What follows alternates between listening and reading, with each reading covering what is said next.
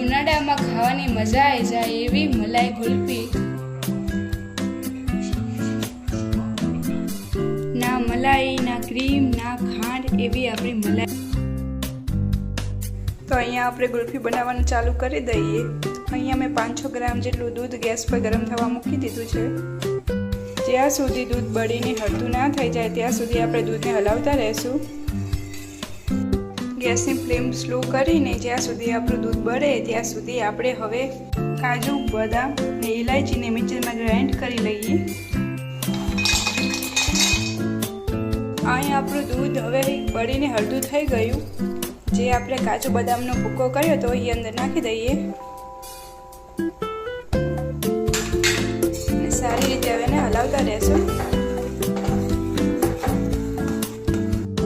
કાજુ બદામનો ભૂકો નાખવાથી ગુલ્ફી એકદમ ક્રીમી અને ટેસ્ટી બનશે અને આપણું દૂધ વધારે જાડું થઈ જશે. દૂધ એકદમ ગાઢું થઈ જશે. ગેસની ફ્લેમ એકદમ સ્લો કરી દઈશું. અહીંયા આપણે સાકરને કેરામલાઈઝ થવા દઈશું. સાકરને કેરામલાઈઝ થવા દઈશું અને ધીમા ગેસ ઉપર આપણે એને હલાવતા રહીશું. સાકરને તમે થોડી ભાગીને નાખી લો એટલે જલ્દી કેરામલાઈઝ થઈ જાય.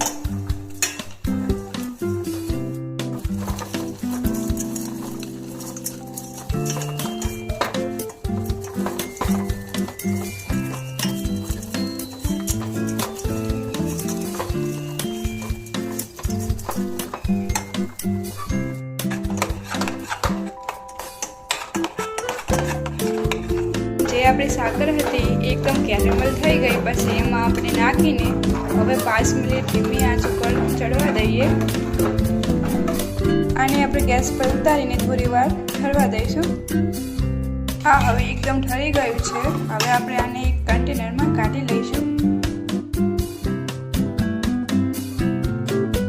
આ ડબ્બામાં મેં બધું કાઢી લીધું. હવે આપણે એમાં 2 સ્ટીક નાખી દઈએ અને રેફ્રિજરેટરમાં મૂકી દઈશું. સેટ થઈ ગઈ છે. હવે આપણે કાઢી લઈએ.